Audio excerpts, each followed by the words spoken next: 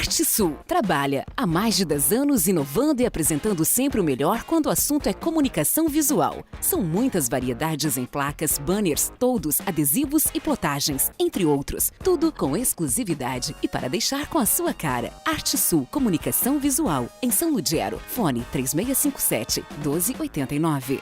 Engana-se quem pensa que os cuidados com a higiene bucal das crianças só devem começar depois do aparecimento dos primeiros dentes. Mesmo que ainda não haja dentinhos, é importante fazer a higienização bucal do bebê. Mas afinal, quando começar e como fazer a higienização da boquinha dos pequenos? A saúde, na verdade, ela tem que ser buscada desde cedo. Então, hábitos a gente se cria de criança, né? De bebezinho. Então tem gente que às vezes, mas não tem dente, eu não preciso higienizar. Não, está muito errado. Então, na verdade, sempre depois de cada mamada, o ideal é higienizar a boca do neném. Então, com uma fraldinha úmida ou com uma gaze, fazer a higienização da língua, céu da boca. Então, limpar, tirar aquele leitinho, aquela coisinha que fica, porque senão vai formando placas, né? E isso, na verdade, acaba criando um hábito, porque se você simplesmente nunca higienizou a boca do filho, e chega lá com um ano, sei lá o que é higienizar, se torna mais difícil também.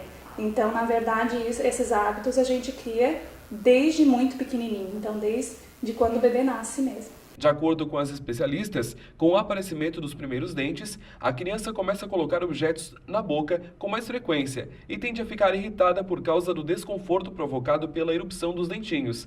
Quando isso acontece, a especialista indica o uso de uma pomada já tradicional, a Nenedent, e em alguns casos pode dar febre, e a indicação é de que um antitérmico prescrito pelo pediatra seja utilizado. Em outros casos, mais raros, a gengiva pode ficar espessa e arroxeada. Diante dessa situação, a indicação da ortodontista é que a criança seja levada o quanto antes a um dentista. Quando começam a aparecer os dentes, a gente tem umas dedeirinhas que a gente coloca no dedo, é tipo uma escovinha que tem umas sardinhas, você acha em farmácia, em mercado, que ela acaba também massageando a gengiva e escovando os dentinhos que já começam a aparecer. Ao longo, como eles vão crescendo, vai se mudando a escova, vai aumentando o diâmetro da cabecinha da escova e começa a se inserir a pasta de dente, né? Aí tem a pasta de dente sem flúor no começo, porque a criança não consegue cuspir, acaba engolindo, isso futuramente pode acabar gerando problema com fluorose, o excesso do flúor, então a gente tem que escolher uma pasta sem flúor.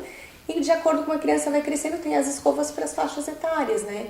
Então, a partir do momento que já tem os dentes, já tem que começar a partir para a escova de dente com a pasta sem flúor. A escovação deve ser supervisionada pelos responsáveis até que a criança tenha uma boa coordenação motora e consiga realizar a higienização de forma correta. A escova deve ter a cabeça pequena para que possa alcançar todos os dentes da boca, enquanto as cerdas devem ser macias. A gente sempre orienta no mínimo 3 vezes ao dia, porque tu imagina que quando você começa a escovar, que nem ela falou, tem a dedeirinha e coisa e tal, você coloca, a criança morde muito. Então, às vezes, a gente não consegue higienizar bem numa única vez. Então, por isso que é sempre aconselhável no mínimo 3 vezes, porque quanto mais você higienizar a região, mais resíduo você vai remover, então menos chance dessa criança ter um problema dentário. Nenhuma criança conseguiria remover numa única escovação todos os resíduos, então sempre a gente indica no mínimo 3 vezes ao dia, porque a criança principalmente ela tem o hábito de ficar roendo, né? Toda criança tá sempre com um negocinho na mão.